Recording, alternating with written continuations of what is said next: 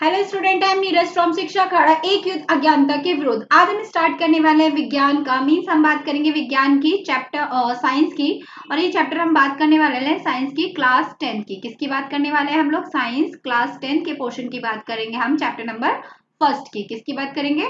Chapter number first की। तो start करते हैं चैप्टर नंबर फर्स्ट की। चैप्टर नंबर फर्स्ट का नाम है आपका रासायनिक अभिक्रिया एंड समीकरण। रासायनिक अभिक्रिया को हम क्या बोलते हैं? Chemical reaction and equation. जो समीकरण होती है उसे हम बोलते हैं इक्वेशन। रासायनिक को बोलते हैं हम केमिकल और अभिक्रिया को बोलते हैं रिएक्शन एवं मतलब एंड और इक्वेशन। तो चैप्टर को स्टार्ट करते हैं आगे। नेक्स्ट चैप्टर में आपके जो चैप्टर आपका बेसिकली आपको बिलोंग करता है रासायनिक विज्ञान। रासायनिक विज्ञान से आप समझ गए होंगे किससे बिलोंग करता है? आपके केमिस्ट्री पोर्शन से ये चैप्टर आपका बिलोंग करता है। तो स्टार्ट करेंगे चैप्टर के आगे बारे में। इस चैप्टर में ना आप बेसिकली केमिकल रिएक्शंस के बारे में एंड इक्वेशंस के बारे में पढ़ने वाले हो। First of all first topic आपका दिया गया है कि केमिकल रासायनिक जो अभिक्रिया है वो क्या होती है। जो ये साइनिक नहीं है, ये रासायनिक है। क्या लिखा है इसके आगे? रासायनिक लिखा है। रासायनिक अभिक्रिया, ये रासायनिक अभिक्रिया इस तरीके से कंप्लीट होता है। देखिए, वह प्रक्रिया जिसमें दो या दो से अधिक उत्पाद मिलकर एक या अधिक गुणधर्म वाले नए पदार्थ का निर्माण करते हैं उसे हम क्या कहते हैं? रासायनिक अभिक्रिया। मीन्स आपको रासायनिक अभिक्रिया को हम क्या बोलते हैं? केमिकल इक्वेशन, केमिकल रिएक्शन क्या बोलते हैं इसे हम लोग? Chemical reaction. क्या बोलते हैं इसे हम लोग? Chemical reaction. रिएक्शन को मैं शॉर्ट फॉर्म में क्या लिखूंगी? RXN लिखूंगी। ये जो हमारी केमिस्ट्री में शॉर्ट फॉर्म होती है साइंस के लिए। तो ये अभिक्रिया वो होती है, केमिकल रिएक्शन वो होती है जिसमें एक और एक से ज्यादा, देखो जिसमें दो या दो से अधिक मतलब कोई दो चीज मिलेंगे उससे अधिक उत्पाद मिलकर एक नए गुणधर्म का उत्पाद निर्माण करेंगे उसे हम क्या कहते हैं? उसे हम कहते हैं रासायनिक अभिक्रिया। तो इसमें हम बात करते हैं रासायनिक अभिक्रिया की। जैसे कि आपको बताया गया है कि क्या बताया गया आपको दे रखा है 2H2 प्लस O2। तो क्या बना है आपका? 2H2। देखो इसमें एक किसका दे रखा है? एक दे रखा है S2 का और एक क्या दे रखा है? O2। इसमें दो दो चीजें बना रखी है ना। मतलब देखो ये दो चीजें हो गई ना, कि S2 हो गया और एक O2 हो गया। दोनों को मिला के क्या बन गया? हाइड्रोजन हाइड्रोक्साइड, मतलब मीन्स वाटर बन गया आपका, H2O बन गया। तो ये आपका इक्वेशन जो है आपको इसमें बैलेंसिंग भी आपको सिखाई जाएगी। ये बैलेंसिंग किस तरीके से करनी है, क्योंकि देखो यहाँ पे बैलेंसिंग करी गई है इक्वेशंस की। देखो ये बैलेंसिंग किस तरीके से करी गई। यहाँ पे देखो हाइड्रोजन के जो एलिमेंट है ये दे रखा है हमारे पास। क्या लिखा है? यहाँ पे लिखा है H2 और यहाँ पे कितना दे रखा है? O2। और ये आपका क्या बना? H2O। क्या बना? H2O। अब यहाँ पे देखो S तो हमारे पास 2 है और यहाँ पे ये कितना है हमारे पास? ये एक ही है। तो इसको कंप्लीट करने के लिए मैंने इसके आगे क्या लगाया? 2 लगाया। 2 लगाया, ये 2 2 से कितने हो गए? 4। अब ये तो हमारे पास 2 हो गया, बट यहाँ पे तो ये 2 2 से 4 है नहीं। तो इसको कंप्लीट करने के लिए मैंने यहाँ पे भी क्या लगाया? 2 लगाया। देखो 2 2 जा 4 और 2 को इससे मल्टीप्लाई करा तो ओ भी हमारे पास कितने हो गए? 2 हो गए। तो इस चैप्टर में इस तरीके से बैलेंसिंग भी कंप्लीट सीखने वाले हैं कि बैलेंसिंग क्या होती है। हम लोग बैलेंसिंग के बारे में भी सीखने वाले हैं। अब इसमें नेक्स्ट एक पोर्शन आएगा आपका। ये तो आपको चीजें क्लियर हो गई होंगी बैलेंसिंग की, कि बैलेंसिंग क्या होती है क्या नहीं होती है। अब इसमें ना एक और पोर्शन हम पढ़ने वाले हैं। इस चैप्टर में ना आप बेसिकली बहुत सारी चीजें पढ़ने वाले हो, केमिकल रिएक्शंस के बारे में, इक्वेशंस के बारे में। अब ना हमारी बॉडी में भी ना कुछ बहुत सारी प्रोसेस होती है जो कि केमिकली रिएक्ट करती हैं, जिन पे हम थोड़ा सा ध्यान नहीं देते हैं। आप लोग को याद होगा कि कैसे केमिकली रिएक्ट करती है। जैसे कि आपका खाने का पचना। देखो इसमें नेक्स्ट बात बताई गई, यहाँ हाइड्रोजन और ऑक्सीजन के रासायनिक अभिक्रिया में भाग लेकर नए गुणधर्म वाले पदार्थ का निर्माण होता है, जो कि क्या कहते हैं हम लोग? H2O। मीन्स H2O को हम लोग क्या कहते हैं? जल कहते हैं। क्या कहते हैं हम लोग? जल। मीन्स क्या कहते हैं? वाटर। दूसरे शब्दों हम यह कह सकते हैं कि रासायनिक परिवर्तन का रासायनिक अभिक्रिया भी कहते हैं। देखो कुछ ना कुछ जो चेंजेस हो रहे हैं, कुछ ना कुछ जो रासायनिक परिवर्तन हुए हैं, मीन्स जो केमिकल जो चेंज हुआ है उन्हें हम लोग केमिकल रिएक्शन ही तो बोलेंगे एक तरीके से। क्या बोलेंगे उन्हें हम लोग? Chemical reaction. जो हमारे आसपास बहुत सारी ऐसे परिवर्तन होते रहते हैं। देखो हमारे आसपास ना बहुत सारी चीजें ऐसी होती रहती है, बट हम उन पे ध्यान नहीं देते क्योंकि हमें फर्क नहीं पड़ता कि क्या चीजें क्या नहीं हो रही है। बिल्कुल नहीं हम लोग ध्यान देते कि कैसे कैसे रासायनिक परिवर्तन हो रहा है, रासायनिक जो चेंज जो बदलाव हो रहे हैं वो किस तरीके से हो रहे हैं। ठीक है। अब इसमें नेक्स्ट बात की गई है आपकी, जैसे इसमें दे रखा है वायु का संपर्क में आने से जंग लगना। देखो जो जंग लगना जो होता है वो जंग लगने वाला भी देखो, वायु का संपर्क में आने से जंग लगना। अगर कोई भी चीजें है, जैसे कि आपने क्या करा, एक लोहे का मटेरियल है आपके पास, क्या होता है लोहा हम लोग क्या करते हैं जनरली छत पे डाल देते हैं, ठीक है। जब अपनी छत पे डाल देते हैं वो सालों साल बेचारा वहां पड़ा ही रहता है, और उसको देखो हवा विभाग की ऑक्सीजन लगी, कार्बन डाइऑक्साइड सारी गैसेस उस बेचारे को लग रही है, बारिश की बूंदे पड़ रही है वो भी उसके ऊपर लग रही है, तो इस तरीके से क्या हो जाता है उसपे जंग लग जाती है। देखो अंगूर के रस का किण्वन, जो अंगूर जो होता है उसका फर्टिलाइजेशन, भोजन का पकना, मेनली बात क्या होती है जो फूड का जो डाइजेशन है, डाइजेशन ऑफ फूड जो है वो भी तो भैया, जब डाइजेशन ऑफ फूड हो रहा है तो आपके जो स्टमक है उसके अंदर भी तो एसिड बन रहे हैं ना कुछ तो रिएक्शन हो रही है ना, जो कि आप लोगों ने पढ़ा होगा, HCl करके एक प्रोडक्ट होता है आपका।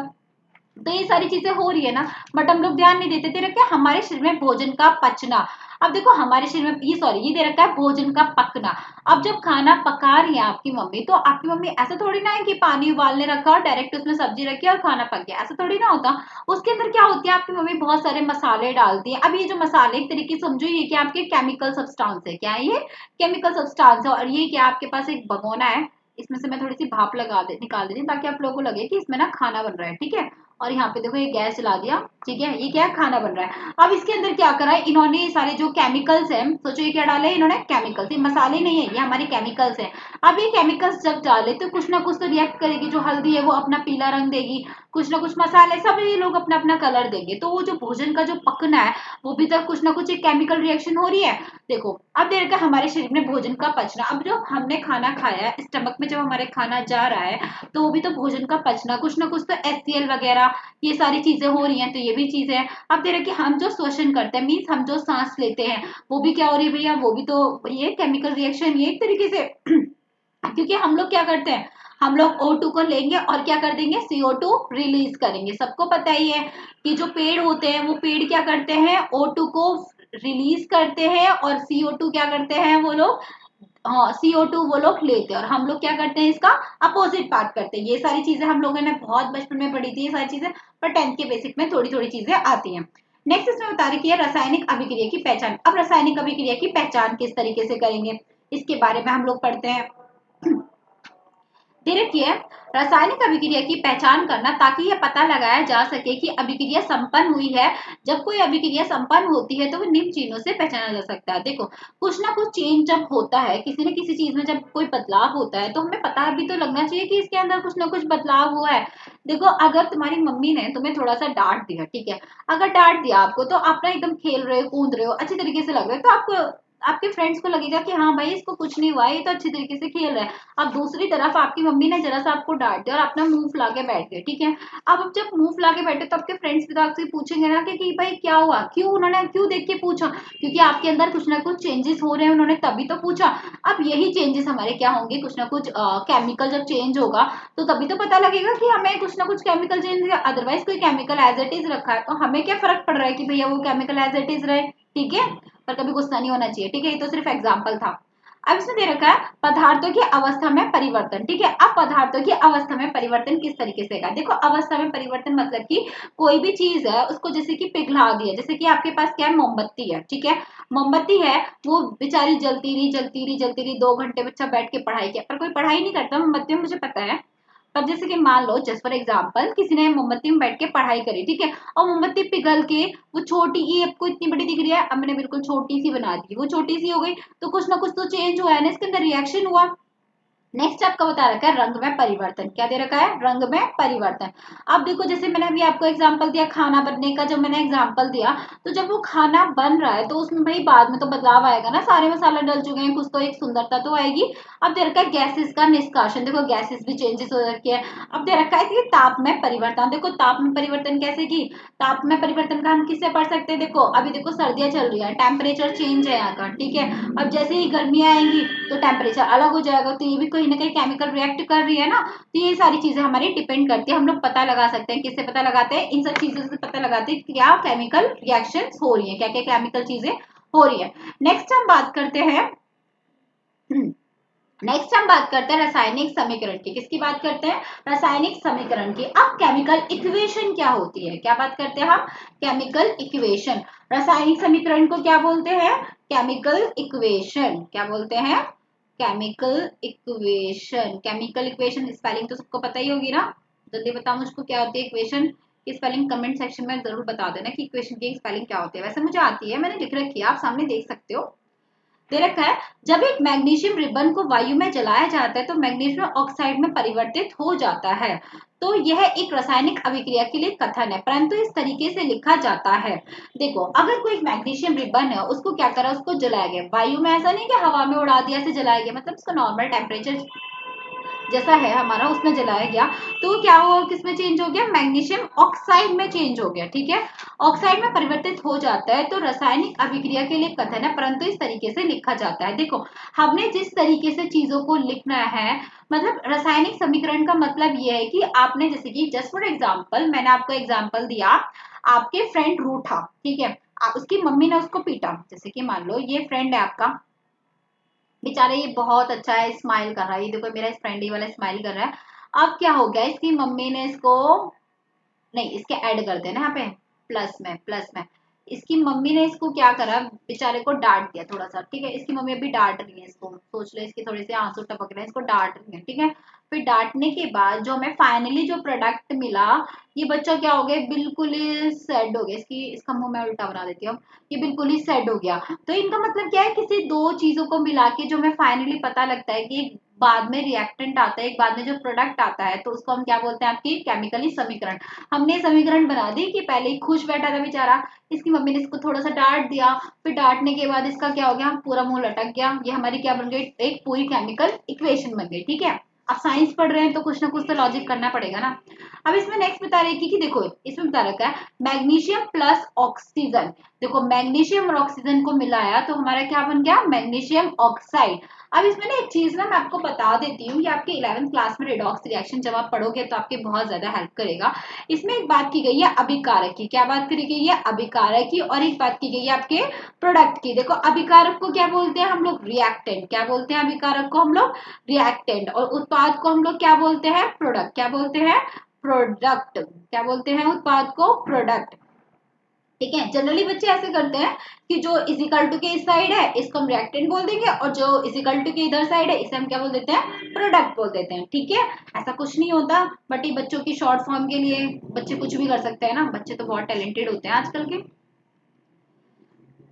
नेक्स्ट देखो, इसमें बताया गया, इसमें बात की गई नोट, इसी प्रकार समीकरण को लिखना शब्द समीकरण कहलाता है। रासायनिक अभिक्रिया को लिखने का दूसरा तरीका, अब देखो इसको लिखने का दूसरा तरीका, देखो इसमें लिखा है Mg प्लस O2, तो हमारा क्या बन गया, MgO। अब देखो, रासायनिक समीकरण को लिखने का सांकेतिक तरीका है, किसी रासायनिक अभिक्रिया के समीकरण के दो भाग होते हैं। क्या होते हैं, दो भाग होते हैं। जैसे कि देखो, ये बेचारा क्या हुआ, ये रिएक्टेंट हुआ, और ये बेचारा क्या हुआ, ये प्रोडक्ट हुआ। क्या हुआ, ये क्या हुआ हमारा रिएक्टेंट, और ये क्या हुआ हमारा प्रोडक्ट हुआ।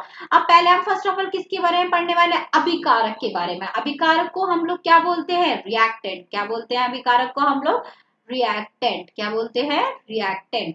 अब दे रखा है, वे पदार्थ जो किसी अन्य अभिक्रिया में भाग लेते हैं अभिकारक कहलाते हैं। मतलब देखो, ये क्या कर रहा है, किसी में भाग ही तो ले रहा है, मतलब कि फाइनली प्रोडक्ट आपका ये बन रहा है ना, ये इसके अंदर प्रेजेंट ही तो है, तो ये जो भाग लेते हैं ना, इनको हम क्या बोलते हैं, रिएक्टेंट बोलते हैं। जैसे दे रखा है, जैसे आपने ऊपर के समीकरण में मैग्नीशियम एवं ऑक्सीजन अभिक्रिया में भाग लेने वाले इन दोनों कारकों को पढ़ा है। इस तरीके से आपने ये दोनों कारक भी पढ़े हैं कि दोनों कारक क्या क्या होते हैं आपके। नेक्स्ट इसमें हम बात करते हैं आपकी, देखो ये देखो, एक बहुत अच्छा, देखो केमिस्ट्री लैब, ऐसे देख के चीजें अच्छी लगती है ना, जब आप करोगे ना एक्सपेरिमेंट तो और भी मजा आएगा आपको। तो नेक्स्ट इसमें बात करते हैं हम उत्पाद की, किसकी बात करते हैं, उत्पाद की। अब उत्पाद क्या होता है, दे रखा है, किसी अभिक्रिया के दौरान नए बनने वाले पदार्थ को हम क्या कहते हैं, उत्पाद कहते हैं। अब देखो, कोई चीज बनी है, जैसे कि मैंने क्या बना, एक हाइड्रोजन ले लिया और एक क्या ले लिया, और एक ऑक्सीजन ले लिया, बन गया। अब इससे मिला के क्या बन गया हमारा, H2O बन गया, वाटर बन गया। अब ये जो बना है ना, ये जो प्रोडक्ट बना है, इसको हम क्या बोलते हैं, उत्पाद बोलते हैं। क्या बोलते हैं, इसको हम उत्पाद बोलते हैं।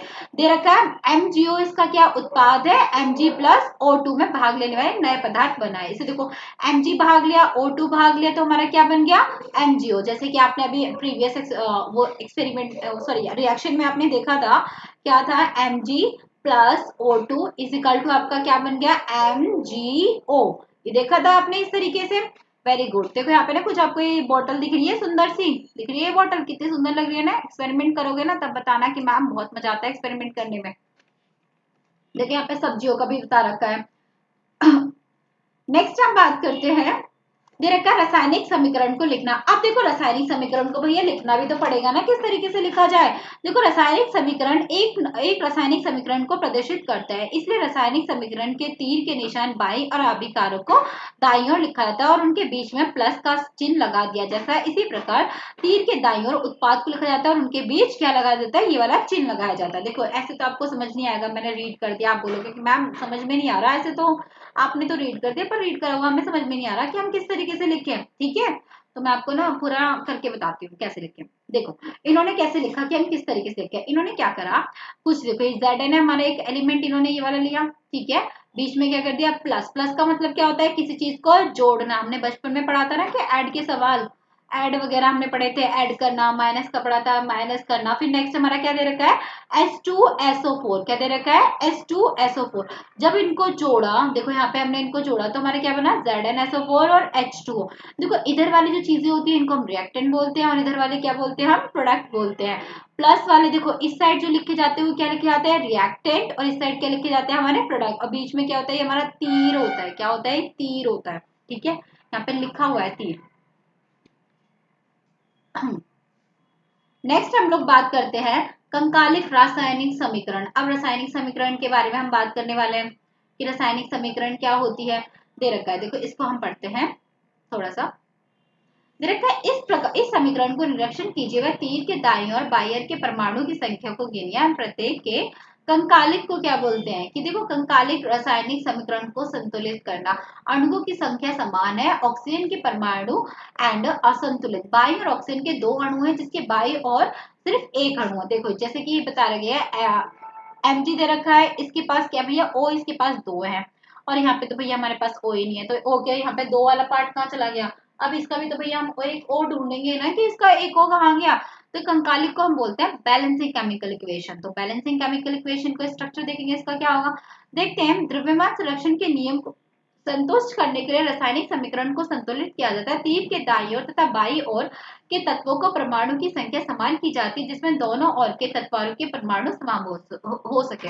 मतलब कि मैंने आपको बताया था ना, इनके जो परमाणु होते हैं, जो एटम्स होते हैं, इनको क्या करा जाता है, इक्वल करा जाता है। इसको हम क्या बोलते हैं, बैलेंसिंग इक्वेशन। क्या करते हैं, बैलेंसिंग इक्वेशन। मैं बैलेंसिंग का ना एक अलग से आपका एक अलग से वीडियो बनाऊंगी ताकि आपको पूरी डिटेल में बैलेंसिंग सिखा चुकूं, क्योंकि बैलेंसिंग जो एक अलग से एक बहुत बड़ा पोर्शन है, उसको मैं इस वीडियो में कंप्लीट नहीं कर सकती।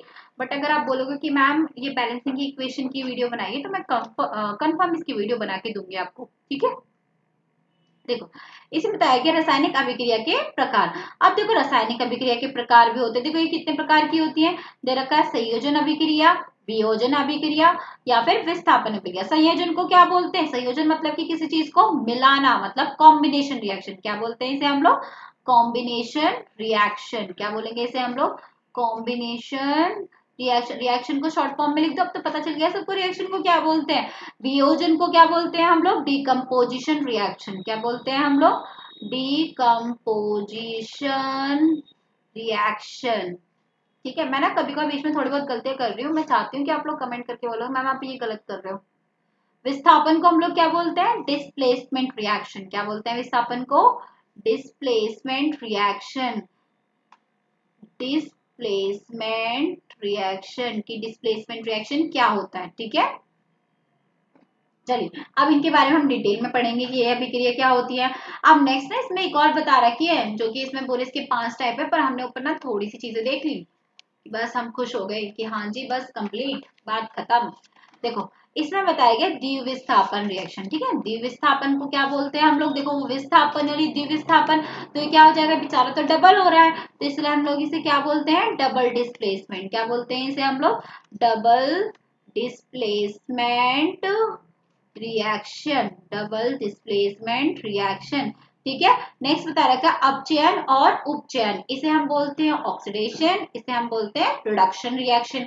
अब इनके बारे में हम डिटेल में पढ़ने वाले हैं कि ऑक्सीडेशन क्या होता है और रिडक्शन क्या होता है। ठीक है, अब ऑक्सीडेशन और रिडक्शन के बारे में हम डिटेल में पढ़ेंगे कि ऑक्सीडेशन क्या है और रिडक्शन क्या है।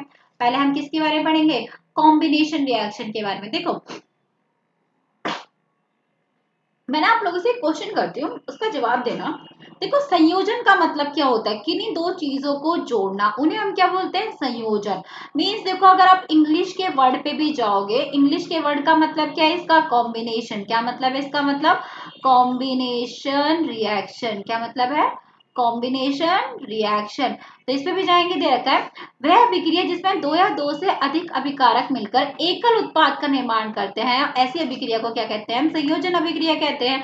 देखो इसमें क्या है कि भैया हमने क्या करा, ए वाला लिया और क्या लिया हमने, बी वाला लिया, ठीक है। अब दोनों को मिला के हमने क्या एक प्रोडक्ट बना दिया, ए बी बना दिया। अब किन्हीं दो चीजों को जब हम मिलाते हैं फिर फाइनली जो बाद में हमें एक प्रोडक्ट मिलता है उसे हम क्या बोलते हैं, कॉम्बिनेशन रिएक्शन। मीन्स उसे हम क्या बोलते हैं, संयोजन अभिक्रिया। इसमें क्या एक्सपेरिमेंट भी दिया हुआ है आपकी, सॉरी क्या बोलते हैं, इक्वेशन दी गई है। ये इक्वेशन क्या है आपकी, CaO प्लस H2O, क्या बनाएगा, CaOH प्लस ए एक्वनाज में, ठीक है। ये मैं आपको बताऊंगी क्या क्या चीजें होती हैं, टेंशन मत लो, सब बताऊंगी। पूछना अगर ये सारी चीजें आपको चाहिए तो प्लीज मुझे कमेंट सेक्शन में बताना, मैं आपकी इसके अलग से एक वीडियो बनाऊंगी, ठीक है। बेसिकली आप ये समझ लो कॉम्बिनेशन रिएक्शन होती क्या है कि किन्हीं दो चीजों को मिला के जब दो चीजों को हम जोड़ देते हैं तो उसे हम क्या बोलते हैं, कॉम्बिनेशन रिएक्शन। से ए और बी को जोड़ दिया तो हमें क्या मिल गया, ए बी, तो इसे हम क्या बोलेंगे, कॉम्बिनेशन रिएक्शन। देखो ये बहुत अच्छा सा पाउडर दे रखा है आप लोगों को, इसे मुंह पे मत लगाने लग जाना, बोलना कि मैम ये मुंह पे लगाने वाला है, ऐसा नहीं है, ऐसा नहीं है बेटा, कुछ भी सब केमिकल है। दे रखा है कैल्शियम हाइड्रोक्साइड क्या होता है, दे रखा है कैल्शियम हाइड्रोक्साइड का उपयोग दीवारों पर सफेदी करने के लिए किया जाता है। किस लिए किया जाता है, दीवारों पर सफेदी करने के लिए किया जाता है। यह एक अपेक्षण अभिक्रिया है, जब कैल्शियम हाइड्रोक्साइड से दीवारों पर पुताई की जाती है तो वायु में CO2 से अभिक्रिया करके कैल्शियम कार्बोनेट का एक पतला परत बन जाता है, जिसके साथ जल H2O का भी निर्माण होता है, वाष्पित हो जाता है। इस प्रक्रिया का समीकरण मतलब कि जो H2 होता है ना वो वाष्पित हो जाता है, मतलब इवापोरेट हो जाता है, वो उसमें सीलन नहीं होती इतनी जल्दी, ठीक है। इसकी वजह से जनरली ये चीजें समझ लो आप, क्या नहीं होती आपकी, सीलन नहीं होती, जो आपकी जनरली घरों में आपके सीलन वगैरह आ जाती है ना, वो चीजें नहीं होती हैं। देखो इसमें क्वेश्चन भी बता रखी है, बता रखा है, रिएक्शन दे रखी है, मैं आपको रिएक्शन बता देती हूँ। जैसे कि इसमें बताया गया अन्य संयोजन अभिक्रिया को देखते हैं। देखो कोयले का जलना, ठीक है, देखो C+O2 मिलके क्या बना, CO2। जल का बनना, पानी का बनना भी भैया हमारा कॉम्बिनेशन रिएक्शन है, संयोजन अभिक्रिया, याद कर लो इसे। H2+O2 तो क्या बना हमारा H2O। सल्फर डाइऑक्साइड का बनना, देखो S+O2 SO2। जल का जंग लगना, जो जंग लग जाती है ना आपके लोहे पे तो जंग लगती है ज्यादातर, SO2। तो ये सारी चीजें क्या है हमारी कॉम्बिनेशन रिएक्शंस में आती है, किसमें आती है सारी चीजें, कॉम्बिनेशन रिएक्शन। अब देखो कॉम्बिनेशन रिएक्शन के आधार पर इसमें ना दो टाइप भी बता रखे हैं, देखा ऊष्मा के आधार पर रासायनिक अभिक्रिया के प्रकार। ऊष्मा शोषी, ऊष्मा शोषी को हम क्या बोलेंगे, फोटोलाइटिक रिएक्शन। क्या बोलेंगे, फोटोलाइटिक रिएक्शन।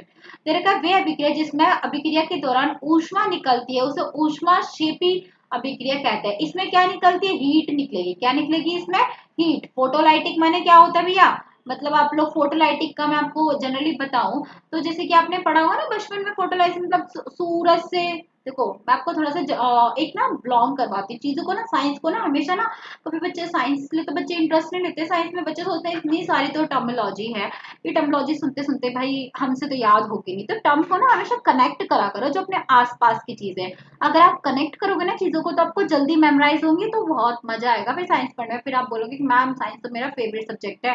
देखो ऊष्मा सेपी मतलब इसको हम इंग्लिश में क्या बोलते हैं, फोटोलाइटिक रिएक्शन। क्या बोलते हैं हम लोग, फोटोलाइटिक रिएक्शन। क्या बोलते हैं इसे हम, फोटोलाइटिक रिएक्शन।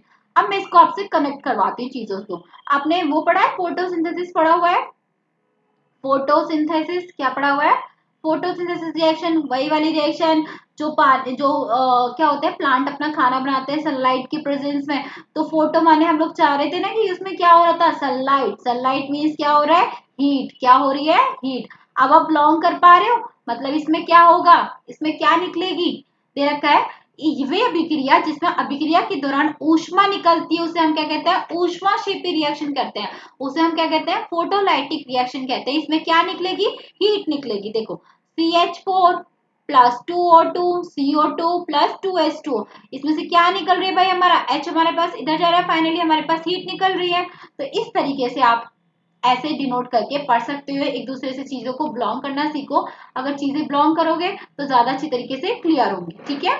नेक्स्ट इसमें हम बात करते हैं, दे रखा है श्वसन भी एक ऊष्माक्षेपी अभिक्रिया का उदाहरण है जिसमें कोशिकाएं श्वसन के दौरान ऊष्मा मुक्त होती हैं। देखो जो कोशिकाएं होती है, जो सेल होती है, वो किससे मुक्त हो जाती है भैया?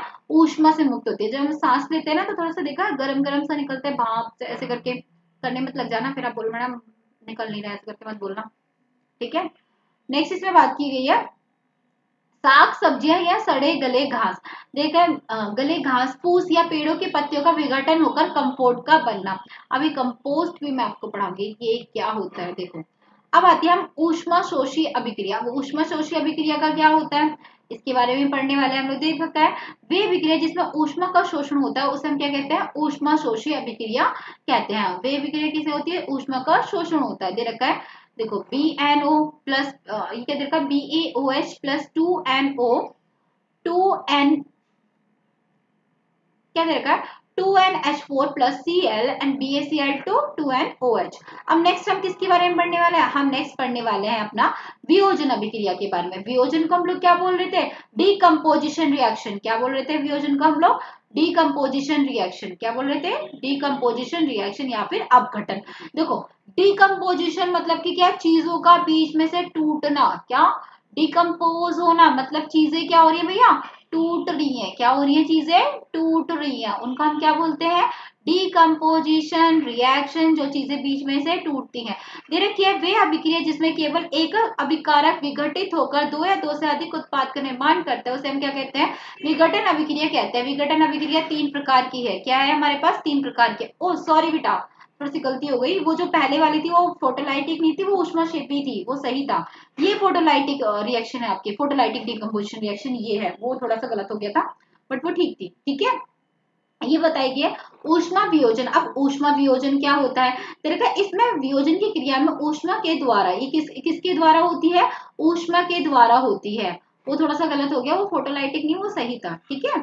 वो थोड़ा सा मिस्टेक हो जाती है। देखो जिसमें हीट का यूज हो रहा है, क्या हो रहा है इसमें? किसी भी रिएक्शन को कराने के लिए हीट का यूज होगा, उसे हम क्या बोलेंगे? फोटोलाइटिक रिएक्शन बोलेंगे। Fe2O3 प्लस SO2 प्लस में SO3, ठीक है। पर ये बात आप कनेक्ट कर लेना कि ऊष्मा मतलब फोटोलाइटिक टर्मोलॉजी होगी उसकी, ये चीजें आप एक दूसरे से कनेक्ट कर लेना, ठीक है। नेक्स्ट आपकी बताएगी ये विद्युत वियोजन कि विद्युत वियोजन क्या होगा। विद्युत को हम लोग क्या बोलते हैं? Thermolytic reaction. क्या बोलेंगे इसे हम? थर्मोलाइटिक डिकम्पोजिशन, ठीक है। इसमें दे रखा है इसमें ऊष्मा विद्युत के रूप में प्रदान की जाती है। उदाहरण है इसका 2s2 plus 2h2o plus O2। अगला दे रखा है, ठीक है। लेकिन ना मैं आपको एक चीज थोड़ी सी क्लियर करना चाहती हूँ, थोड़ी सी चीजें हो चुकी हैं गड़बड़। देखिए हमने क्या करा, ये क्या दे रखा है आपका? विद्युत क्या दे रखा है? ये दे रखा है आपका विद्युत वियोजन। क्या दे रखा है? ये विद्युत वियोजन। अब विद्युत वियोजन के जब हम पढ़ेंगे बाद में, पहले ना इसमें इसे हम क्लियर करते हैं ऊष्मा वाले को। क्या क्लियर करते हैं? ऊष्मा वाले में एक थोड़ा सा डाउट है आपका, शायद आपका डाउट बाद में हो, इसलिए मैं पहले ही बता दूं। ऊष्मा वाले को ना आप इससे हीट कनेक्ट हो रही है, पता है। ऐसा नहीं है कि एक चीज मैं आपको क्लियर करूं, फोटो माने क्या होता है? फोटो माने होता है लाइट। क्या होता है? लाइट, ठीक है बेटा। फोटो माने लाइट होता है। इसी तरीके से इसमें एक आगे वर्ड आएगा आपका प्रकाश। अब प्रकाश माने भी लाइट होता है। तो ऊष्मा को हम किससे कनेक्ट करेंगे? ऊष्मा को हम कनेक्ट करेंगे थर्मोलाइटिक से। किसमें कनेक्ट करेंगे हम? थर्मल डिकम्पोजिशन है ये हमारा। क्या है ये हमारा? Thermal decomposition. क्या है ये हमारा? थर्मल डिकम्पोजिशन, जिसमें क्या हो रही है भैया? हमारी हीट हेल्प करती है। क्या हेल्प करती है इसमें? हमारी हीट हेल्प करती है। किसी भी रिएक्शन को आगे जाने के लिए हम क्या करेंगे? इसको हीट देंगे, देन ये हेल्प करेगी। तो इसका नाम क्या है? Thermal decomposition. मैंने इसका नाम नहीं बताया था, तो मैंने इसको नाम बताने के लिए आपका थोड़ा सा नीचे गई कि मैं आपको इसका नाम दोबारा से कवर करा सकूं, ठीक है। नेक्स्ट आपकी बात की गई है विद्युत वियोजन। किसके बारे में बात की गई है? विद्युत वियोजन। विद्युत वियोजन को हम क्या बोलेंगे? Electrolytic decomposition. क्या बोलेंगे इसे हम लोग? Electrolytic decomposition. क्या बोलेंगे इसे हम लोग? Electro electrolytic decomposition. अब इलेक्ट्रोलाइटिक डिकम्पोजिशन क्या होती है, देखो इलेक्ट्रोलाइटिक डिकम्पोजिशन का मतलब क्या है कि भैया हम किसी रिएक्शन को आगे देने के लिए हम क्या कर रहे हैं, इसको लाइट दे रहे हैं, इलेक्ट्रिसिटी दे रहे हैं, तो उसे हम क्या बोलते हैं, इलेक्ट्रोलाइटिक डिकम्पोजिशन। दे रखिए ऊष्मा विद्युत के रूप में प्रदान की जाती है, उदाहरण के लिए इलेक्ट्रोलाइटिक डिकम्पोजिशन।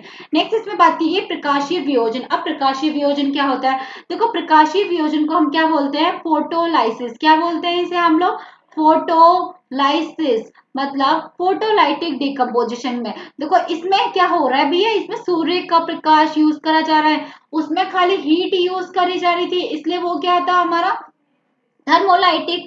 अब इसमें फोटोलाइटिक मीन्स आपका वही फोटोसिंथेसिस मीन्स आपका इसमें क्या हेल्प कर रहा है आपका भैया, सूर्य का प्रकाश हेल्प कर रहा है किसी भी रिएक्शन को आगे जाने के लिए, ठीक है। नेक्स्ट इसमें हम बात करते हैं, इस चैप्टर में आगे दी गई है विस्थापन अभिक्रिया। किसके बारे में बात करते हैं, विस्थापन अभिक्रिया। अब विस्थापन अभिक्रिया क्या होती है, ऐसी अभिक्रिया जिसमें अधिक अभिक्रियाशील पदार्थ कम अभिक्रियाशील पदार्थ को उसको यौगिक से अलग कर देता है, उसे हम क्या कहते हैं, विस्थापन अभिक्रिया। देखो विस्थापन को हम लोग क्या बोलते हैं, डिस्प्लेसमेंट। क्या बोलते हैं विस्थापन को हम लोग, डिस्प्लेसमेंट। क्या बोलते हैं, डिस्प्लेसमेंट रिएक्शन। अब डिस्प्लेसमेंट रिएक्शन क्या होती है उसके बारे में बढ़ते हैं। क्योंकि इसमें लिखा है ऐसी अभिक्रिया जिसमें अधिक अभिक्रियाशील पदार्थ कम अभिक्रियाशील पदार्थ को उसके यौगिक से अलग कर देते हैं। मतलब क्या कर रहे हैं भैया, डिस्प्लेसमेंट का मतलब क्या हो रही है, चीजें क्या हो रही है, एक जगह से उठ के दूसरी जगह जा रही है, उसको हम क्या बोलते हैं, डिस्प्लेसमेंट बोलते हैं। अब ये किस तरीके से डिस्प्लेसमेंट होगी, इसमें उदाहरण दे रखा है। अब इस उदाहरण को हम लोग पढ़ते हैं, दे रखा है FeSCuSO4, CuSO4। देखो Fe के साथ क्या जाके जुड़ा, CuSO4 जाके जुड़ा, और Cu क्या हो गया बेचारा, अलग हो गया। देखो अलग हो गया कि नहीं अलग हो गया, तो ये क्या हो रही है, चीजों का डिस्प्लेसमेंट हो रहा है, ठीक है। ये ज्यादा क्रियाशील है, ये इसको अलग कर देगा इससे, ठीक है। कॉपर सल्फेट, फेरम सल्फेट, इसका ये हो गया हमारा एग्जाम्पल। नेक्स्ट इसके बारे में हम पढ़ते हैं। देखो पेपर में ना आपको डायरेक्ट डेफिनेशन आएंगे और कुछ चीजें पूछी जाती है। देखो इसके कुछ एग्जाम्पल है, बस एग्जाम्पल देखते जाओ। ZnCSO4, copper sulphate and zinc sulphate, ठीक है। एंड ये कॉपर क्लोराइड, और ये क्या हो गया हमारा, लेड क्लोराइड। इसमें आपको उदाहरण दे दिए गए। नेक्स्ट इसमें बात की है द्विविस्थापन अभिक्रिया की। किसके बारे में बात की गई है, द्विविस्थापन अभिक्रिया की। दे रखा है द्विविस्थापन अभिक्रिया ऐसी अभिक्रिया जिसमें अभिकारकों के बीच आयोनों का आदान प्रदान होता है, उसे हम क्या कहते हैं, द्विविस्थापन अभिक्रिया। इसमें क्या होंगे, आयंस का आदान प्रदान होगा। अब आयंस के बारे में पढ़ेंगे कि आयंस क्या क्या हो रहे हैं।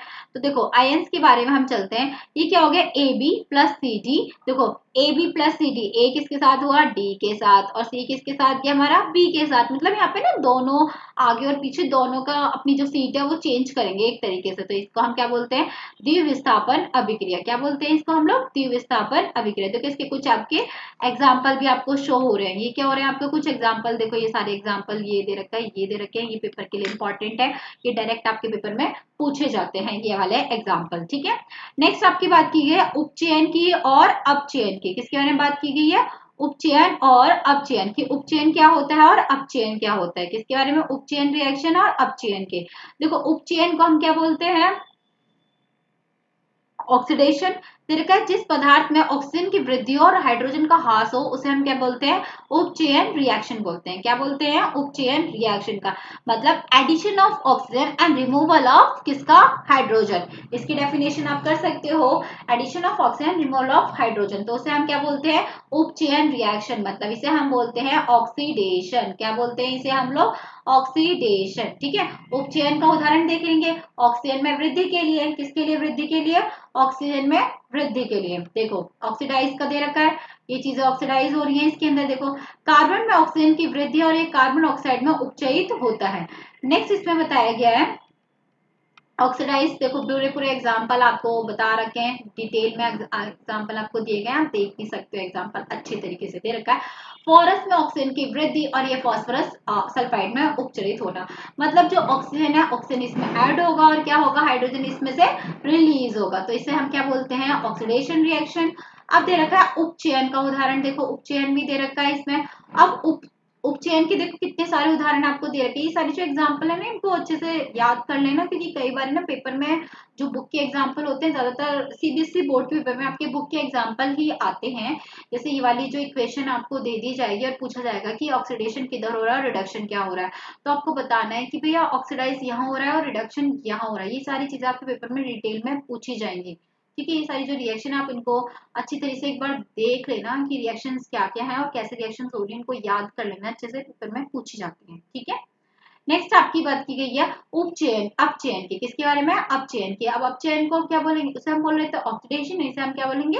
रिडक्शन। इसमें दे रखे हैं किसी पदार्थ में हाइड्रोजन की वृद्धि तथा ऑक्सीजन का ह्रास होना दोनों ही, तो इसे हम क्या कहते हैं? अपचयन कहते हैं। क्या कहते हैं इसे? आप अपचयन कहते हैं। तो इसमें क्या हो रहा है भैया? इसमें उसमें ऑक्सीडेशन ऐड हो रहा था और इसमें क्या हो रहा था भैया? हमारा हाइड्रोजन ऐड हो रहा है, तो इसे हम क्या बोलेंगे? अपचयन। मीन्स अब इसे हम क्या बोलेंगे? रिडक्शन। क्या बोलेंगे इसे हम लोग? रिडक्शन। क्या बोलते हैं इसे इंग्लिश में? रिडक्शन। क्या बोलेंगे?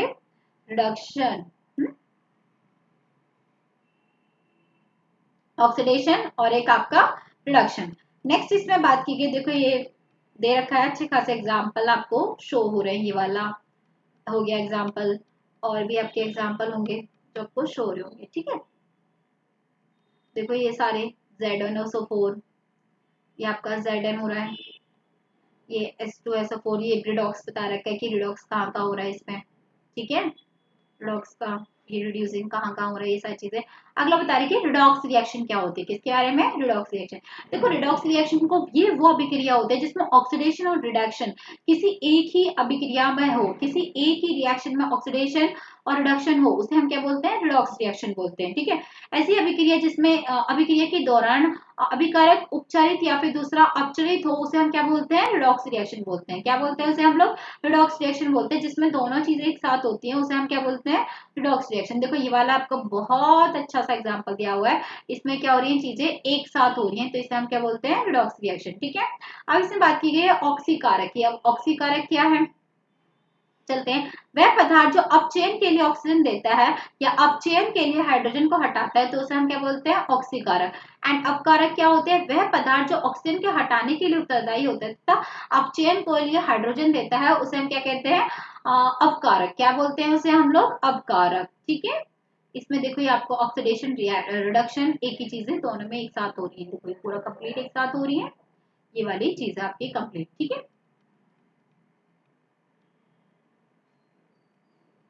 अब देखो इसमें उपचयन के पदार्थ वो भी दे रखे हैं कि अब प्रभाव क्या क्या होगा उपचयन का। दे रखा है हमारे दैनिक जीवन में बहुत सारी अभिक्रिया हमारे आसपास होती रहती है जिसमें धातुओं से संरक्षण खाद्य पदार्थ का विकर गंधता हो जाना सामान्य उपचयन अभिक्रिया के प्रभाव से होता है। मतलब डेली लाइफ के जो रूटीन्स है हम उनके बारे में भी पढ़ेंगे कि डेली लाइफ में क्या क्या चीजें होती हैं, किस तरीके से होती है। नेक्स्ट दे रखी है संक्षारण। क्या दे रखा है? संक्षारण। संक्षारण क्या होती है? दे रखी है वह अभिक्रिया जिसमें हवा जल एवं नमी अभिक्रिया से नमी युक्त अभिक्रिया से धातु की सतह संक्षारित गलना हो जाता है, ऐसी प्रक्रिया को क्या कहते हैं? हम लोग संक्षारण कहते हैं। क्या कहते हैं? संक्षारण। संक्षारण एवं जंग लगना दोनों ही अलग चीजें हैं। जंग लगने से लोहे जैसी वस्तुओं की सतह पर संक्षारित हो जाता है। एंड संक्षारण के प्रभाव, देखो संक्षारण को हम लोग पता है क्या बोलते हैं? संक्षारण को बोलते हैं हम रेनसिडिटी। क्या बोलते हैं इसे हम? रेनसिडिटी। क्या बोलते हैं इसे हम लोग? रेनसिडिटी। क्या बोलते हैं? रेनसिडिटी। ठीक है बेटा, रेनसिडिटी बोलते हैं। देखो कोई भी चीज, जैसे कि जस्ट फॉर एग्जांपल आपने क्या करा, एक चिप्स का पैकेट, जो लेज आप खाते हो ना, ये जैसे कि मान लो ये मेरा लेज का पैकेट है। किसका पैकेट है? मेरा लेज का पैकेट है। मैंने इसे खाया, ठीक है। खाने के बाद क्या हुआ? मेरा मन भर गया। वैसे इसमें से कम निकलता है, मैं एक आध खा ले, सोच लो मैंने एक आध खा ले, मैंने छोड़ दिया, ठीक है, आप लोग के लिए छोड़ दिया। तो मैंने खाया तो ये पैकेट को मैंने क्या कर दिया बेटा? खुला हुआ छोड़ दिया। खुला हुआ छोड़ दिया तो बाद में क्या होंगे भैया? इसमें से गैस, जो इसके अंदर गैस थी वो नाइट्रोजन बाहर निकल जाएगी, और जिसके अंदर जो चिप्स है वो क्या हो जाएंगे? मेरे सील जाएंगे। ठीक है। ये क्या होती है? इसके अंदर नाइट्रोजन गैस भरी होती है, इसे हम बोलते हैं संक्षारण बोलते हैं। ठीक है। अब इसमें नेक्स्ट बताया गया है, दे रखा है जस्तीकरण, धातु की सतह पर पेंट करना। अब देखो चीजों को बचाने के लिए, देखो संक्षारण से बचाव, अब देखो जंग लगना और संक्षारण, ये अलग अलग चीजें होती हैं।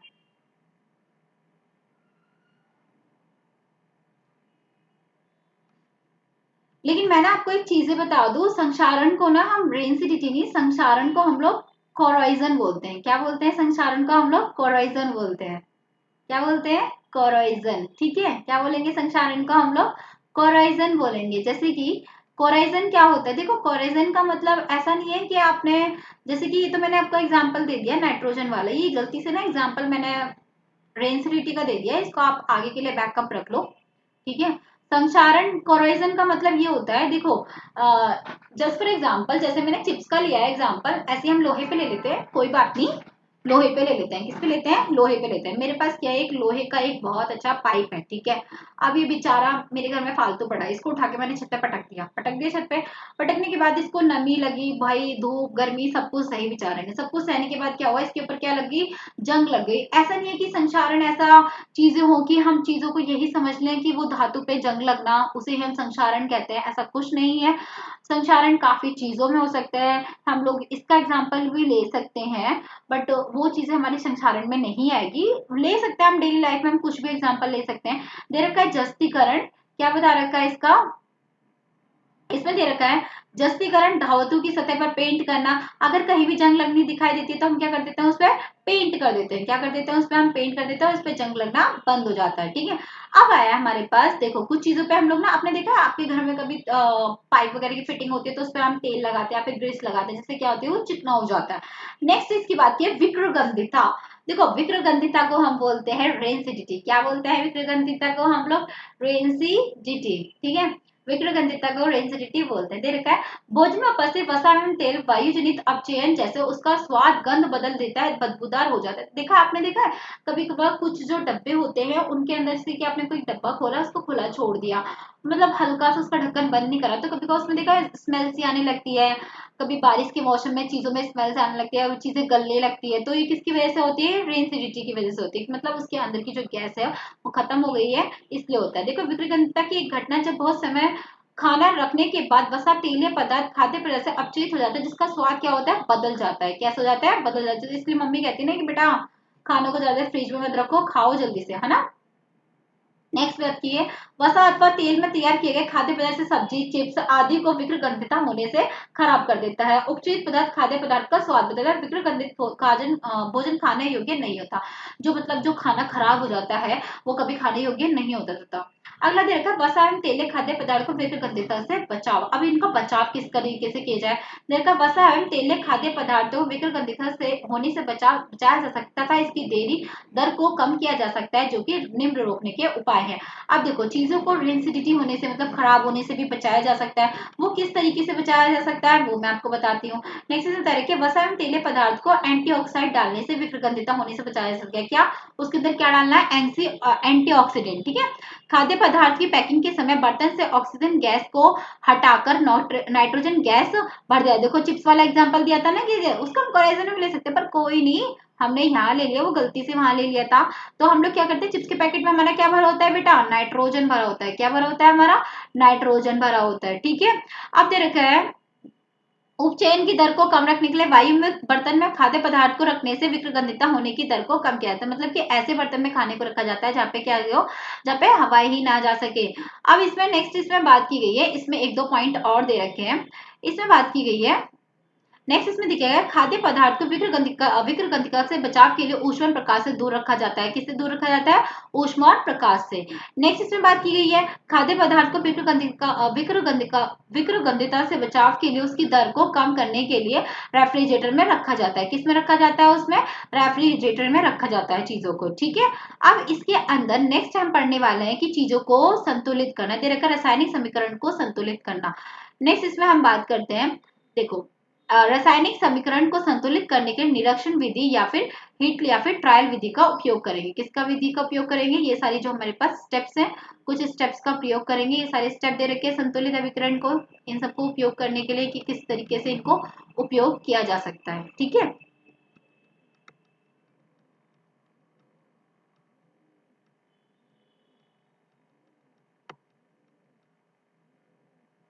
ठीक है, ये भी स्टेप्स हैं। अब आप मुझे बताइए कि आपको अभी रिएक्शंस को बैलेंसिंग करना सीखना है, अदरवाइज अभी आप चैप्टर के नोट्स करना चाहते हो। अगर आपको बैलेंसिंग कंप्लीट करनी है आगे, मैं आपको बैलेंसिंग भी आगे कंप्लीट करवा दूंगी, जो बैलेंसिंग केमिकल इक्वेशंस हैं उनको भी आगे कंप्लीट करवा दूंगी, बट मैं सोच रही हूँ कि वो नेक्स्ट वीडियो में आपको कंप्लीट करवाऊँ ताकि वो अच्छी तरीके से आपको डिफाइन हो जाए, उसका एक अलग से टेबल बना के, मतलब टेबल बना के आपको क्लियर करके समझाऊँ, ठीक है।